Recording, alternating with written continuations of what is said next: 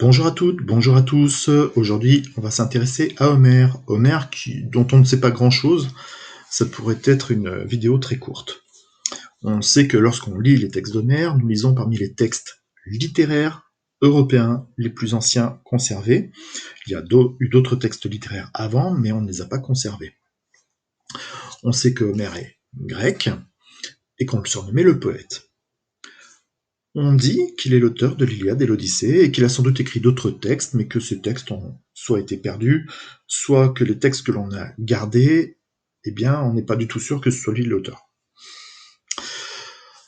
Ces doutes s'appellent la question homérique.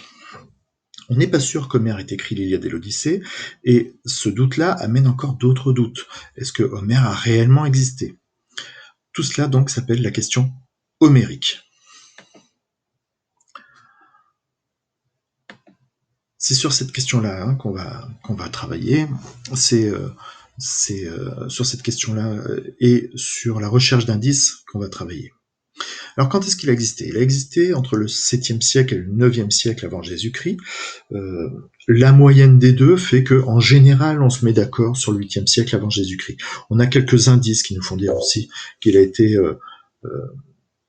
existé au 8e siècle avant Jésus-Christ. Situons-le un petit peu dans l'histoire de l'humanité, 70 000 ans, vous avez l'Homo sapiens qui devient homme moderne, c'est-à-dire que, globalement, en 70 000 ans avant Jésus-Christ, vous et moi naissons.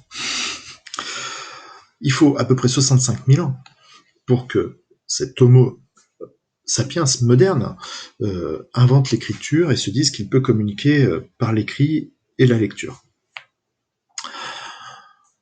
1000 ans plus tard, on construit les pyramides d'Égypte. Pendant ce temps-là, en Europe, on est en train de faire nos premiers villages avec nos petites maisonnettes. Encore 1000 ans plus tard, en 1200 avant Jésus-Christ, vous avez la véritable guerre de Troie qui a lieu. Et Homère écrit en 800 avant Jésus-Christ. Ça veut dire qu'il y a 500 années qui se sont passées entre la véritable guerre de Troie et l'écriture de la guerre de Troie. C'est comme si vous, de nos jours, vous racontiez la découverte des Amériques, par exemple. 400, 500 ans, voilà, on est sur la découverte des Amériques. Homère, donc, écrit sur un sujet qui a eu lieu 500 ans avant lui, 400 ans, 500 ans avant lui.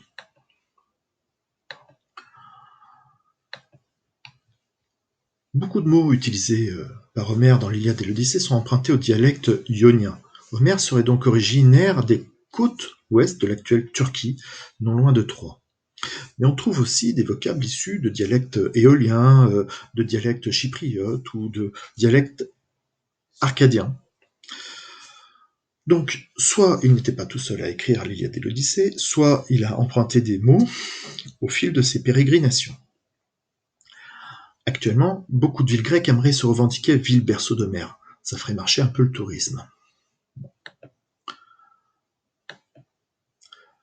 Ensuite, très régulièrement, dans les représentations, on représente Homère barbu. Dès l'Antiquité, on le représente barbu, tout simplement parce que la barbe est un symbole de sagesse, de connaissance. Et comme Homère, dans ses textes, montre de la sagesse et de la connaissance, eh bien, on le représente traditionnellement barbu. Ça ne veut pas dire qu'il était réellement barbu. En fait, on n'en sait rien. La plus ancienne statue représentant Homère que l'on connaisse a été faite au moins 3 siècles après sa véritable existence. Donc ce n'est pas une photographie exacte, mais c'est comment on s'imagine Homère. Homère se dit Aède. Les Aèdes, ce sont des poètes qui se déplaçaient de grande maison en grande maison, de ville en ville, et ils étaient rémunérés pour chanter leur poésie lors de fêtes ou lors de dîners, pour faire des affaires par exemple. Donc Homère se dit Aède, et il est fier de l'être. Dans l'Odyssée, par exemple, il y a des Aèdes.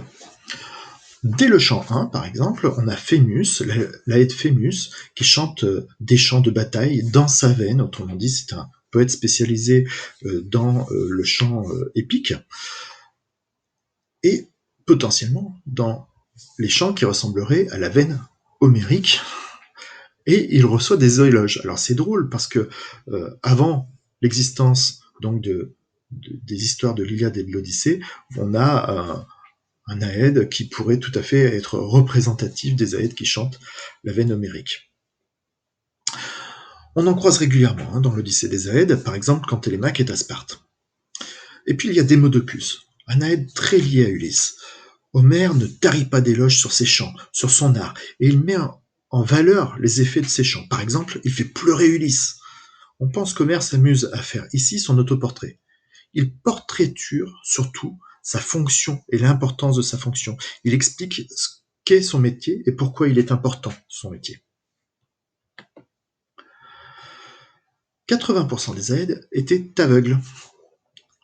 Alors, tous les aveugles n'étaient pas Aèdes, mais 80% des Aèdes étaient aveugles. On trouvait qu'ils chantaient mieux, car ils étaient mieux concentrés. On les trouvait également plus aptes à voir et à comprendre les malheurs.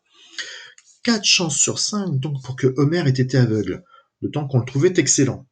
Donc s'il était excellent, c'est qu'il était bien aveugle. C'est ridicule, mais c'est comme ça. On ajoutera à cela qu'Homère signifie approximativement celui qui suit, donc on peut imaginer que devant lui, il y avait un guide par exemple, et que ce n'est pas son vrai prénom. Après, tous nos prénoms veulent dire quelque chose, mais ça pourrait ressembler à une espèce de nom de scène par exemple. Alors vous allez me dire, oui mais s'il est aveugle, comment est-ce qu'il a fait pour écrire? Eh bien, je vous laisse avec cette question, je n'y réponds pas. On va tout à l'heure faire des hypothèses. Homère est un poète épique, spécialisé dans la poésie épique. Et comprendre ce que c'est que la poésie épique nous éclaire un petit peu sur qui est Homère. La poésie lyrique est chantée par un poète qui est seul. Il a une lyre qui lui permet d'avoir sa bouche disponible pour chanter de la poésie intime, de la poésie de l'amour, du jeu, du tu, je t'aime, tu m'aimes, etc., etc. Dans la poésie épique, on a affaire plutôt à des groupes de poètes. Et tous les instruments sont possibles finalement, puisque pendant que le groupe joue de la musique, il y a un poète qui chante. Quand il a fini son chant, un autre poète pose son instrument, se met à chanter, tandis que le premier chanteur prend un instrument pour l'accompagner. Donc on tourne, il y a une rotation entre ceux qui chantent et ceux qui jouent de la musique. Homère n'était pas seul. Si le symbole de la poésie lyrique est la lyre, c'est aussi le symbole de la poésie épique, cette lyre. Homère jouait donc d'un instrument. Potentiellement, la lyre est son instrument principal. Mais il pouvait tout à fait jouer d'un autre instrument. Il pouvait même jouer de 2 instruments. En tout cas, c'était un instrumentiste, et il était loué pour la qualité de ses chants. Qualité donc vocale, mais surtout au niveau du fond. Ensuite, il faut comprendre que les Aèdes créent leurs textes et peuvent improviser leurs textes.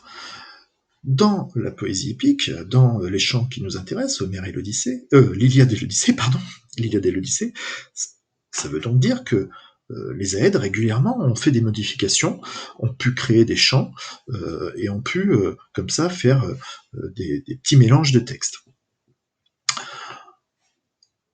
Homère ne chantait pas tous ses textes, et des pans de textes ont pu être créés, retouchés par ses collègues ou par ses disciples. Enfin, l'Aède est un personnage itinérant. Je l'ai dit tout à l'heure, il va de ville en ville. Donc il faut se représenter Homère comme itinérant. Et il est possible qu'il n'ait pas eu de domicile pendant longtemps, peut-être pendant plusieurs années. Enfin, on aura compris que puisqu'il est spécialisé dans la poésie épique et qu'il fait partie d'un groupe, eh bien pour lui la notion de groupe est très importante. D'abord pour que le chant se déroule bien, et ensuite pour que le message émis soit le bon message. On reviendra sur cette question de message. Du message, pardon. Donc on ne peut fonctionner que par hypothèse pour Homère. Soit on se dit que Homère est un Aède qui s'est inspiré des textes préexistants et dont les textes ont été modifiés ensuite. Soit on se dit aussi que Homère est un mythographe, c'est-à-dire qu'il a écrit cette mythologie-là, qui est à l'origine des chants homériques. Alors, comme beaucoup de témoins ont pu dire ensuite que c'était un excellent chanteur et qu'il est connu pour être un excellent chanteur, c'est vrai que cette notion de mythographe est un petit peu laissée de côté. Mais c'est une hypothèse sérieuse à envisager. Homère, ça pourrait être aussi le nom de celui qui a pris note des chants pendant que les poètes chantent et jouent de la musique. Eh bien, quelqu'un en coulisses va prendre note de ce qui est dit sur scène ou dans la pièce de chant. Potentiellement, Homère, ce pourrait être le nom du guide des aveugles. Autre hypothèse encore, Homère était un véritable poète de talent dont on a modifié les écrits par la suite. Ses disciples, par exemple, auraient pu modifier ses écrits. Autre hypothèse, Homère pourrait être le chef du groupe d'Aède. Autre hypothèse encore, Homère, n'importe quoi, Homère pourrait être le nom du groupe des Aèdes, un petit peu le groupe de rock de l'époque, quoi. Autre hypothèse, plus récente, celle-là, Homère pourrait être une femme.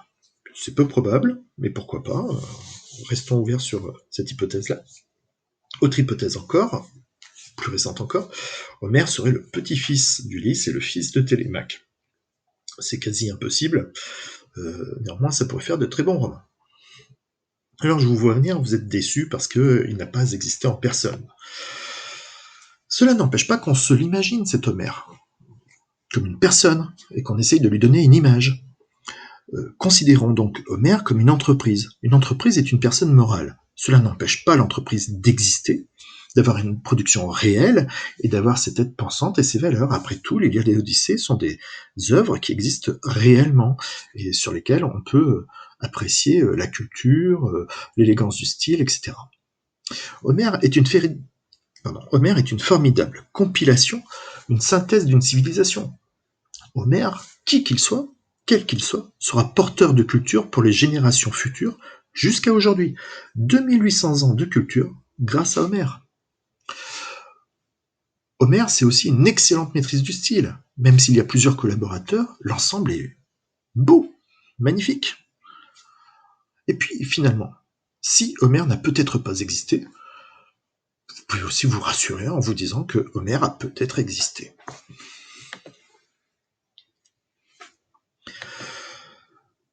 Dans l'Iliade et l'Odyssée, il y a des messages, et ces messages nous apprennent un petit peu aussi sur qui était Homère. D'abord, il y a des messages religieux. Les Aèdes, dans leur connaissance et leur art, sont souvent comparés aux prêtres. Leurs textes permettent la transmission des connaissances religieuses et rappellent le respect dû aux dieux, par exemple. L'Iliade et l'Odyssée sont aussi utilisés comme des manuels pédagogiques. Ces textes sont pris pour éduquer les jeunes dans la civilisation grecque. On y parle de l'hospitalité grecque, on explique ce que c'est qu'être un vrai chef, un bon chef, on explique également ce que c'est que la fonction de père. Homère éduque. La notion de loyauté, par exemple, est régulièrement vue dans l'Iliade et l'Odyssée. Enfin, il y a un message politique également dans l'Iliade et l'Odyssée, surtout dans l'Iliade d'ailleurs. L'Iliade et l'Odyssée ont été composées dans une époque où il y avait un débat sur la fédération des royaumes grecs. Quand on regarde un petit peu une carte de Grèce à l'époque, donc là j'ai pris une carte qui représente les guerres médiques au 5e siècle, donc 3 siècles après l'existence d'Homère. Quand on regarde, eh bien, Corinthe est une ville qui vaut un royaume, Sparte est une ville qui fait royaume, Athènes est une ville qui fait royaume, Ithaque est une ville qui fait royaume. Bref, on a énormément de petites villes autour desquelles s'organisent des royaumes. Ulysse est un roi, Achille est un roi, Ménélas est un roi, Agamemnon est un roi, etc., etc. Et donc Homère rappelle que les Grecs n'ont jamais été aussi puissants que fédérés, puisque quand ils sont tous ensemble, ils ont pu vaincre par le passé la puissante Troie, et que là, ils pourraient à nouveau dominer la Méditerranée. Finalement, sur Homère, on ne connaît pas grand-chose, et ce mystère est quand même assez agréable, et plutôt intriguant, et plutôt excitant au niveau de la curiosité. Homère reste le plus connu des inconnus, et aussi le plus inconnu des personnages connus. À très bientôt. Au revoir.